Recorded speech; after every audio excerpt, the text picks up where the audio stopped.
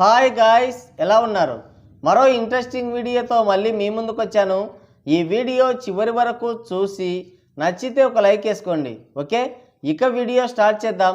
Man of masses young tiger NTR Devara ఇచ్చిన కిక్కుతో ఇంకొన్ని అన్ఎక్స్పెక్టెడ్ పాన్ ఇండియన్ మూవీస్ని లైన్లో పెట్టాడు. ఫ్లాప్ టాక్ వచ్చిన సినిమాని కూడా బ్లాక్ బస్టర్ చేయగల స్టార్డమ్ ఆయన సొంతం.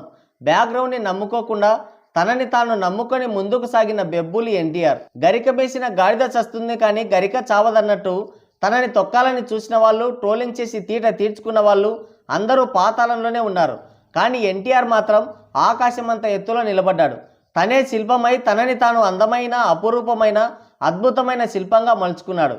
RRR మూవీతో పాన్ ఇండియన్ స్టార్గా ప్రపంచ సినీ ఆడియన్స్ నుండి కితాబ్ అందుకున్న ఎన్టీఆర్ ఆ సినిమాతో ప్రత్యేకమైన గుర్తింపుని సంపాదించుకున్నాడు. మల్టీ స్టారర్ మూవీస్తోనే పాన్ ఇండియన్ మార్కెట్లో అడుగుపెట్టిన ఎన్టీఆర్ తన అద్భుతమైన యాక్టింగ్తో అందరి చేత ఔరా అనిపించుకున్నాడు. ఎన్టీఆర్కి మాస్లో తిరుగులేని క్రేజ్ ఉంది. ఆ విషయం ఎన్నోసార్లు ప్రూవ్ అయింది కూడా. RRR తర్వాత దేవర మూవీ చేస్తే ఎవరు ఎక్స్పెక్ట్ చేయని రేంజ్లో నెగిటివిటీని ఫేస్ చేసింది.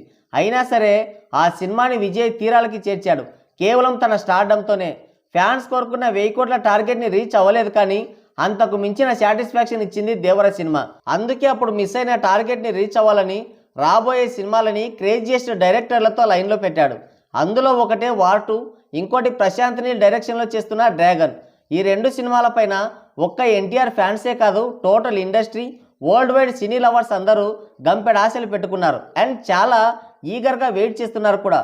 అంత బిజీగా ఉండి కూడా విజయ్ దేవరకొండ సినిమా కోసం తన వాయిస్ అందించాడు. వరుస ఫ్లాప్స్తో సతమతమవుతున్న విజయ్ దేవరకొండ గౌతమ్ తిన్ననూరితో కింగ్డమ్ అనే మూవీ చేశాడు. ఈ సినిమా కోసం ఎన్టీఆర్ సాయం కూడా తీసుకున్నాడు.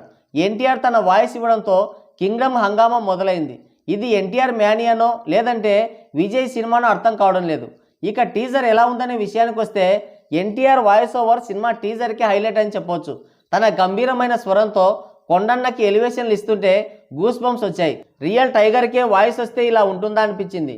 ఈ టీజర్కి రూపం కొండన్న అయితే సోల్ మాత్రం ఎన్టీఆర్ అని చెప్పొచ్చు.